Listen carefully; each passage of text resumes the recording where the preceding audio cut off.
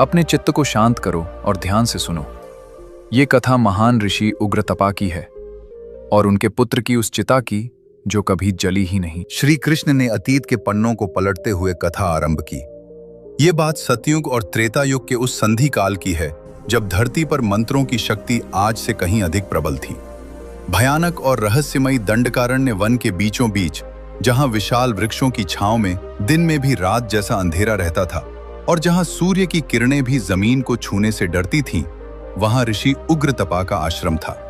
उग्रतपा, जैसा नाम वैसा ही उनका व्यक्तित्व। उनकी क्रोधाग्नि इतनी प्रचंड थी कि वन के हिंसक पशु, शेर और व्याघ्र भी उनके आश्रम से कोसों दूर रहते थे। उन्होंने वर्षों तक केवल हवा पीकर, एक पैर पर खड़े रहकर, अंगूठे के बल पर ऐसा घोर तप किया था कि इंद्र का सिंहासन भी डोलने लगा था। उनके पास सिद्धियां थीं, प्रकृति को वश में करने वाले मंत्रों की शक्ति थी और काल को भी चुनौती देने का एक अभिमानी विश्वास था। जीवन के संध्याकाल में जब उनका शरीर वृद्ध होने लगा, विधाता ने उनकी सबसे बड़ी परीक्षा ली। उन्हें एक पुत्र रत्न की प्राप्ति हुई जिसका नाम रखा गया चैतन्य। चैतन्य, वह बालक साधारण नहीं था देवर्षि। उसकी आंखों में एक ऐसा अलौकिक तेज था कि जो भी उसे देखता अपने सारे दुख, सारी थकान भूल जाता। ऋषि उग्रतपा, जो कभी देवताओं के आगे भी नतमस्तक नहीं हुए, अब अपने पुत्र की तोतली बोली और निश्चल हंसी के आगे विवश थे। उनका वज्र जैसा कठोर हृदय अब मोम की तरह पिघल चुका था। उन्हें अहंकार था कि उनका पुत्र अजर अमर है, क्योंकि वह एक महातपस्वी की संतान है जिस पर मृत्यु की छाया भी नहीं पड़ सकती। लेकिन नियति किसी के अहंकार को नहीं बख्शती। जब चैतन्य मात्र 3 वर्ष का हुआ, एक अमावस की रात अचानक आश्रम का वातावरण बदल गया। हवाएं चीखने लगीं, सूखे पत्ते बवंडर बनकर नाचने लगे, आश्रम की गायें भय से रंभाने लगीं। चैतन्य, जो शाम तक आंगन में खेल रहा था, अचानक मूर्छित होकर गिर पड़ा।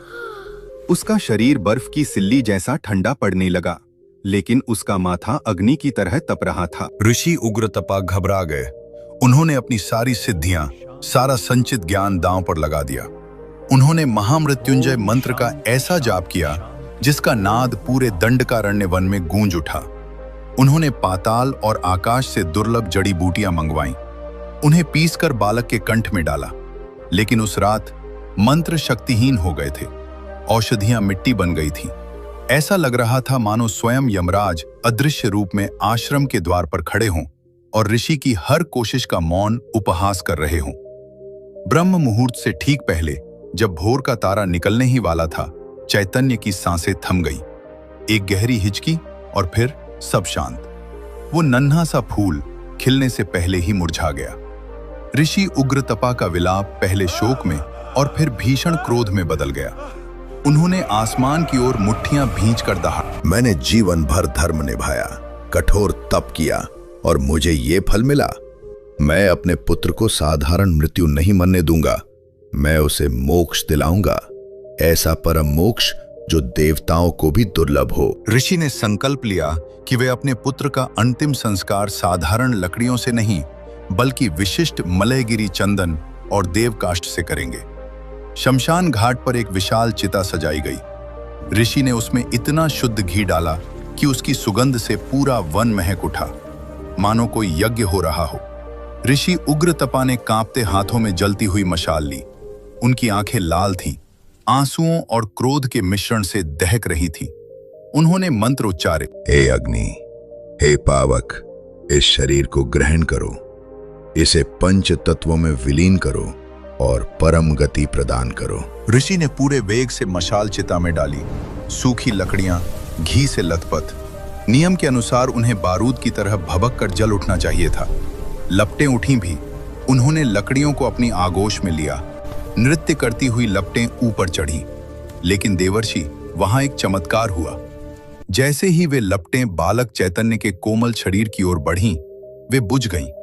जैसे वे लपटें उस शरीर को छूने से डर रही हों, जैसे किसी ने अदृश्य फूंक मारकर उन्हें बुझा दिया हो। ऋषि हैरान रह गए। उन्होंने सोचा, शायद हवा तेज है।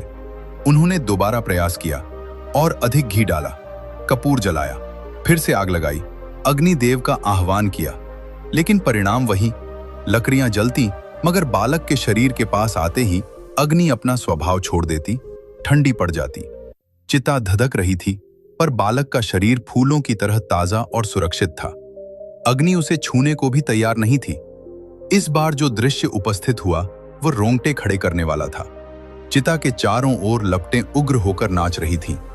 लकड़ियां धू धू कर जल रही थीं, लेकिन आश्चर्य, उन लपटों के बीच रखा बालक का शरीर पूरी तरह सुरक्षित था।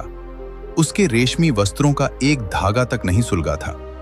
ऐसा प्रतीत हो रहा था मानो अग्नि की लपटें उस शरीर के पास जातीं और भयभीत होकर पीछे हट जातीं, ठीक वैसे ही जैसे कोई विषैला सर्प अपने शिकार को आवश्यकता से अधिक शक्तिशाली समझकर डर के मारे पीछे हट जाए।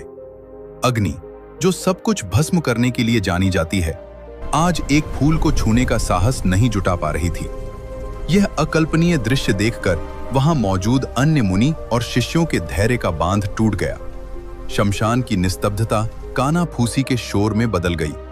कोई भय से कांपते हुए कह रहा था, क्या ये बालक शापित है? तो कोई शंका जता रहा था, क्या किसी पिशाच का साया है जिसने अग्नि को बांध दिया है? आखिर अग्निदेव अपनी ही आहुति स्वीकार क्यों नहीं कर रहे? हर तरफ भय और भ्रम का वातावरण था। ऋषि उग्रतपा, जो अब तक धैर्य धरे बैठे थे, ये सब सुनकर टूट गए। उन्हें लगा ये अग्निदेव का अहंकार है जो उनके पुत्र का अपमान कर रहा है। एक पिता की ममता और एक महान तपस्वी का अहंकार आपस में टकरा गए। उनका चेहरा क्रोध से तमतमा उठा।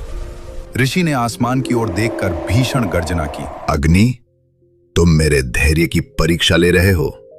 क्या तुम भूल गए मैं कौन हूं? मैं उग्र तपा हूं। अगर तुम मेरे पुत्र के नश्वर शरीर को नहीं जला सकते, तो इसका अर्थ है कि तुम में अब वह पवित्रता शेष नहीं बची। तुम अपवित्र हो गए हो। क्रोध के अतिरेक में उन्होंने अपने कमंडल से जल निकाला। उनका हाथ श्राप देने के लिए ऊपर उठा। वातावरण में बिजली कौंध गई। उन्होंने ललकारा, प्रकट हो अग्नि, अभी इसी क्षण कारण बताओ, वरना आज मैं अपने तपोबल से तुम्हें शाप देकर इस सृष्टि से सदा के लिए लुप्त कर दूंगा।